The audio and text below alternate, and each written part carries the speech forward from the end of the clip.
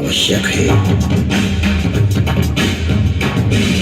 जब ब्रह्मा विष्णु और सारे देवताओं ने महर्षि पाणिनि को प्रेरणा की कि वो महादेव को प्रसन्न कर जगत में शब्द प्रकट करने की प्रार्थना करें।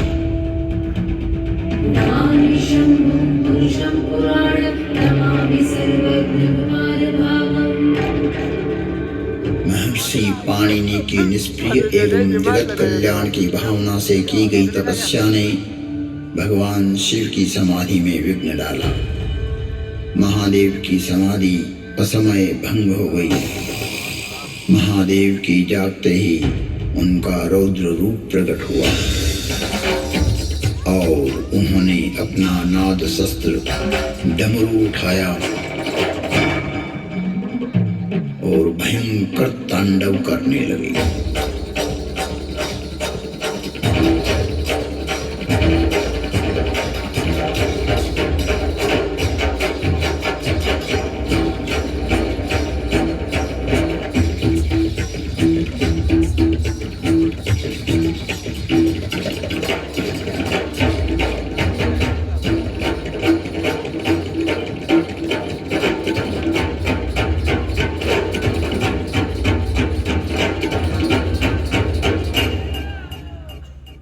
इतना भयंकर तांडव किया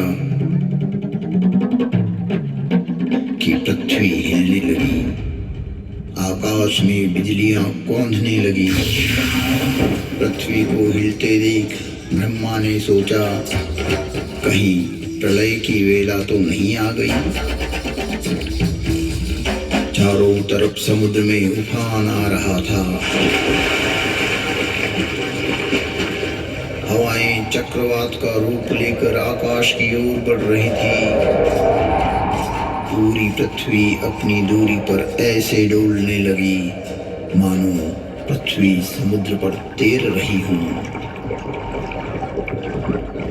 तब महादेव ने अपना डमरू बजाया और असमय समाधि में हुए विघ्न के कारण तांडव करते हुए मानो अपने इस नाद से संसार को बधिर कर देंगे,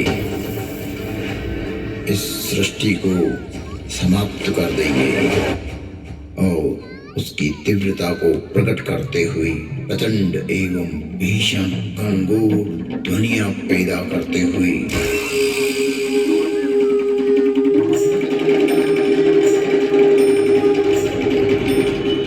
उग्र एवं महिमामय भयंकर डमरू नाद किया, जिससे प्राणी मात्र की श्रवण इंद्रियां लुप्त हो गई। नाद इतना भयावह था कि प्राणी मात्र के कर्ण भेद हो गए। कुछ काल के लिए यह स्थिति बन गई।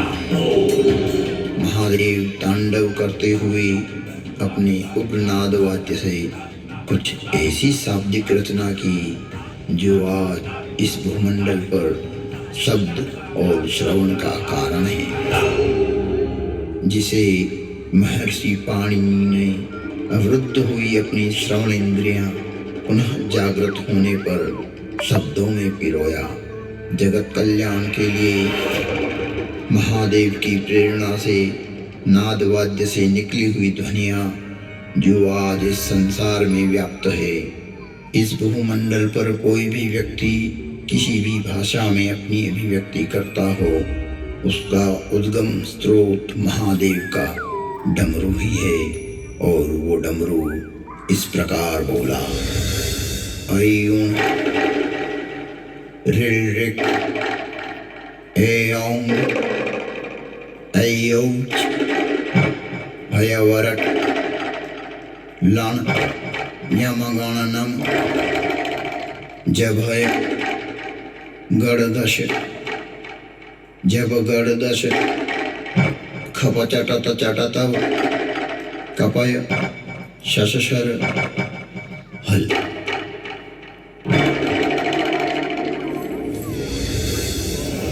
ऐं ऋ ऐं ऐऔच भयवरट लण यमगणनम जभय गणदश जब गणदश खप चटत चटतव कपय शशशर हल। यह था शिव का नाद शस्त्र से उत्पन्न हुआ शब्द व्याकरण। इससे शब्द की संरचना हुई और डमरू ने जिस प्रकार ये 14 शिव सूत्र परमात्मा शिव ने जगत को दिए, वो आज सभी की अभिव्यक्ति का कारण है। इति माहेश्वराणि सूत्राणि अनादि संज्ञार्थानि ऐसा मन्त्या इतः हकारादि स्वकार उच्चारणार्थ लण्मध्येऽपि तत्संज्ञकः हलन्त्यम् अदर्शनं रूप तस्य रूप आदिरन्तेन सहिता उकारो जस्त्वदीर्घप्लुत आदि संज्ञाओं उच्चैरुदात्तः निच्चैरुदात्तः समाहारः स्वरितः मुखनासिका वचनोनुनासिक तुल्यास्य प्रयत्नं सवर्णं ऋल्रिवर्णयोर्मिथ सावर्णिवाच्यम् अणुदित सवर्णस्य चाप्रत्यय परः सन्निकर्षः संहिता फलोनन्तरा संयोग सुक्तिगन्तं पदम् तदुपरान्त अत्सन्धि हलसन्धि विसर्ग सन्धि अजन्त पुर्लिङ्गाः अजन्त स्त्रीलिङ्गाः अजनन्त पुर्लिङ्गा हलन्त पुर्लिङ्गा हलन्त स्त्रीलिङ्गा हलन्त नपुंसकलिङ्गाः अव्यानि द्वादयः अदादयः जुहोत्यादयः दिवादयः स्वादयः तुदादयः रुधादयः तनादयः कृय्यादयः चुरादयः पूर्वकृदन्तं कृदन्ते गुणादयः उत्तरकृदन्तं विभक्त्यर्थाः केवलसमासः अव्ययी भाव तत्पुरुषः बहुव्रीहि द्वन्द्वः समासान्ताः साधारण तद्वित प्रत्ययाः। शिव के नाद तांडव के बाद संज्ञा संधि ओष्ठ जिह्वा कंठ नासिका पुल्लिंग स्त्रीलिंग नपुंसकलिंग आदि आदि वर्णों की उत्पत्ति के स्थान तय हुए। वाणी में व्यापकता आई, वाणी की श्रेणियां निर्धारित हुई, वर्ण का लिंग तय हुआ। मुख और नासिका से एक साथ उच्चारित होने वाले वर्णों की उत्पत्ति हुई, जो लघु सिद्धांत कौमुदी में संक्षिप्त रूप से वर्णित है, जिसका विस्तार सिद्धांत कौमुदी में प्रतिपादित हुआ है, जिसे हम अल्प समय में अभिव्यक्त नहीं कर सकते। शिव के निनाद तांडव के उपरांत महर्षि पाणिनि ने शब्द की रचना की और अक्षर को रूप देने के लिए प्रथम प्रार्थना की। नत्वा सरस्वतीं देवीं शुद्धां गुण्यां करोम्यहं पाणिनीय प्रवेशाय लघु सिद्धांत कौमुदी।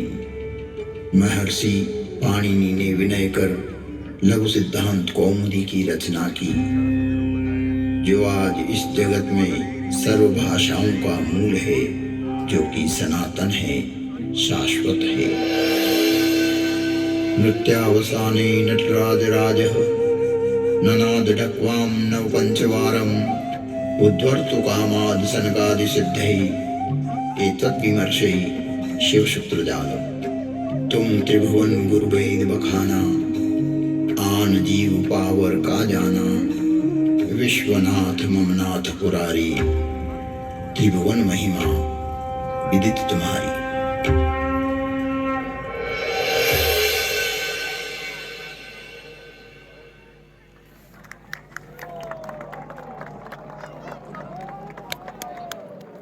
हर हर महादेव, हर घर महादेव।